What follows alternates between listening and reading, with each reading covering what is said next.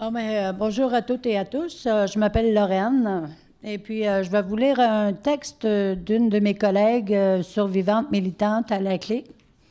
Et puis, en résumé, elle va vous exprimer ce qu'elle vit en fait d'être étudiante et puis ce qu'elle vit avec sa fille, des difficultés qu'elle éprouve dans des contextes avec sa fille. Alors, elle dit ça comme ça. Je veux vous entretenir sur le système d'éducation et surtout sur les accommodations que les étudiantes en difficulté peuvent obtenir. En tant que parent d'un enfant qui a possiblement un déficit d'attention et 2 troubles d'apprentissage, dont la dyslexie et la dysorthographie, je suis tannée de me faire dire n'importe quoi par le personnel de l'école de ma fille.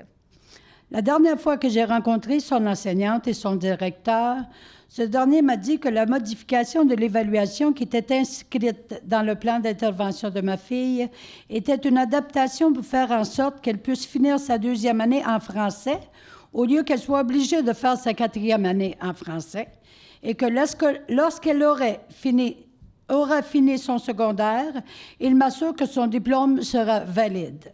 Ce qui ne fonctionne pas dans ce qu'il m'a dit, c'est que la modification de l'évaluation est un moyen utilisé dont le but est d'abaisser les exigences académiques pour chacune des années scolaires, que ce soit au primaire ou au secondaire. Donc, chaque personne qui termine son secondaire avec une modification de l'évaluation recevra un diplôme invalide dans les faits.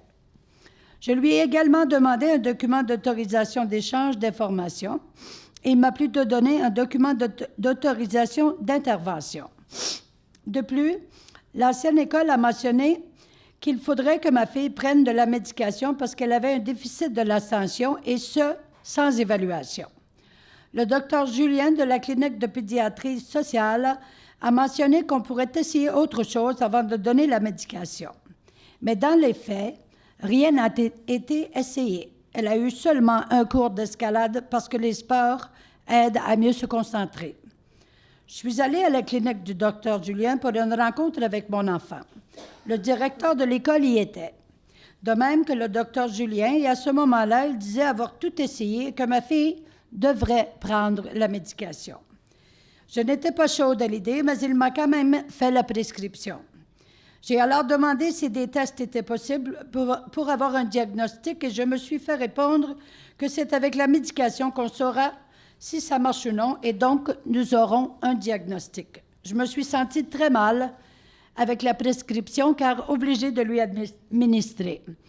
Pour moi, c'est inacceptable de donner un narcotique à un enfant.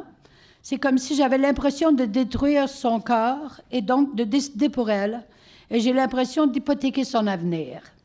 J'ai aussi l'impression de ne pas l'accepter telle qu'elle est. J'en ai parlé à ma fille, qui ne voulait pas non plus prendre cette médication. Elle a le droit de décider par elle-même. J'ai donc déchiré la prescription. Mais à chaque rencontre que j'ai avec le docteur Julien, il me harcèle pour que ma fille prenne sa médication. Par hasard, j'ai rencontré une stagiaire en travail social qui se spécialise sur les troubles d'apprentissage, les diagnostics et les adaptations possibles. C'est grâce à elle que j'ai eu une liste de ressources où je pouvais faire diagnostiquer ma fille, mais également pour moi. J'ai également été informée de toutes les adaptations possibles au primaire et au secondaire. J'ai commencé à faire des démarches, notamment à l'UQAM, avec les étudiants, car c'est moins coûteux. Mais je trouvais que c'était pas global, car il ne faisait que les diagnostics pour les troubles d'apprentissage et le TDAH. J'ai eu une autre rencontre avec le docteur Julien qui a continué de me harceler avec la prise de médicaments et quand je lui ai parlé de mes démarches, il m'a dit qu'il avait peur du diagnostic d'Asperger. Je lui ai demandé pourquoi. Il voulait mettre ma fille sur médication et il a répondu que c'était pour sa recherche. J'ai revu de nouveau la stagiaire qui m'a mentionné que je pouvais aller à l'hôpital Sainte-Justine. La personne que j'ai rencontrée m'a donné un document qui explique le programme Sirène de Sainte-Justine et les différentes démarches qui peuvent être faites. J'ai fait une demande au docteur Julien pour avoir une prescription pour aller à Sainte-Justine et ce fut une longue attente d'1 mois car il était extrêmement réticents. J'ai donc complété les formulaires pour entrer dans le programme et j'ai finalement reçu un courriel me mentionnant que ma fille serait dirigée vers le département de TDAH. Il reste d'autres questionnaires à compléter, mais dès que c'est fait, ma fille pourrait être mise sur une liste d'attente et ça prendra environ de 3 à 6 mois avant qu'elle puisse être vue par un spécialiste. Pour finir, je vous ai laissé de l'information sur les différents moyens qui peuvent être utilisés pour accommoder les élèves en difficulté sur la table de documentation. Pour ceux et celles qui ont des enfants éprouvant des difficultés scolaires, je vous recommande fortement d'y aller avec une travailleuse sociale lors des rencontres avec le personnel à l'école de votre enfant, histoire de ne pas vous faire donner de mauvaises informations. Vous vous demandez sûrement quel est le lien avec les obstacles de la prostitution. Les femmes qui n'ont pas les bonnes informations, qui ne connaissent pas les bonnes ressources, pourraient vouloir payer de leur poche les services dont l'enfant a besoin, y compris des besoins pour elle-même. Et comment pensez-vous qu'elle va gagner cet argent? Merci.